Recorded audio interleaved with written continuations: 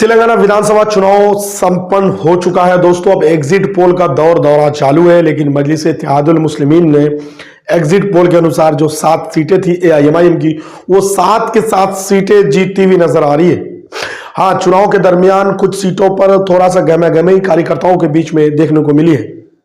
आपको बता दें, याकूतपुरा की बात हम करें तो याकूतपुरा में जाफर हुसैन मिराज साहब उम्मीदवार हैं और उस सीट पर एक और चुनाव लड़ रहे हैं जिसे एमबीटी कहा जाता है, यानी मजलिस बचाओ तहरीक अमजदुल्ला खान।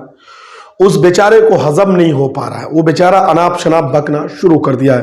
वो इल्जाम लगातार मजलिस के ऊपर लगाने की कोशिश कर रहे हैं और लगातार मजलिस के ऊपर इल्जाम लगा रहे हैं। बाकी अदर जगहों की बात करें तो सही से इलेक्शन हो चुके हैं। इसको लेकर के तमाम पार्टियों के प्रदेश अध्यक्ष हो और तमाम लोगों ने इलेक्शन कमीशन को मुबारकबाद दी है कि इलेक्शन संपन्न हो चुका है। अब 3 दिसंबर की बात हम कर लेते हैं। 3 दिसंबर में जब ईवीएम खुलेंगे, कितनों की किस्मत के फैसले होंगे और कितनों की किस्मत में जीत लिखी होगी और कितनों की किस्मत में हार लिखी होगी, यह तय होना है। यह सिर्फ तेलंगाना का ही तय नहीं होना है, इसमें राजस्थान है, छत्तीसगढ़ है, मध्य प्रदेश है, मिजोरम है और फिर तेलंगाना है। इन तमाम 5 राज्यों के चुनाव के जो शोर शराबा हंगामा था, वो हंगामा थम चुका है, वोट डाले जा चुके हैं। 3 तारीख को चुनाव के रिजल्ट आएंगे। अब बात कर लेते हैं जरा सी सरकार पर। तो दोस्तों, एग्जिट पोल के अनुसार कांग्रेस पार्टी 30 से 33 सीटें जीत रही है। वहीं अगर बीआरएस की बात करें 70 से 72 सीटें जीत रही है, बीजेपी 6 सीटें और मजलिस इत्तेहादुल मुस्लिमीन की बात हम करें तो 6 से 7 सीटें जीत रही है एग्जिट पोल के अनुसार।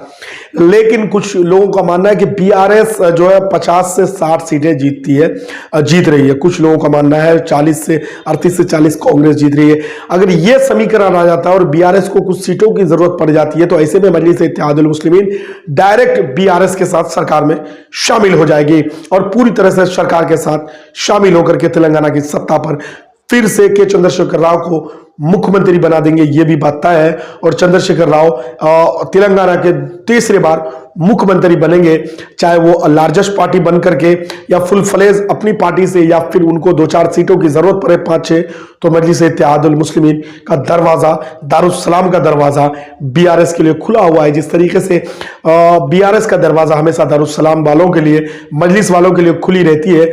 जब भी जरूरत पड़ती है, अकबरुद्दीन ओवैसी साहब के कहने पर केटी रामाराव हो या केसीआर हो, लब्बैक कह करके उन कामों को सरंजाम देते हैं जो हैदराबाद की डेवलपमेंट के काम होते हैं, जो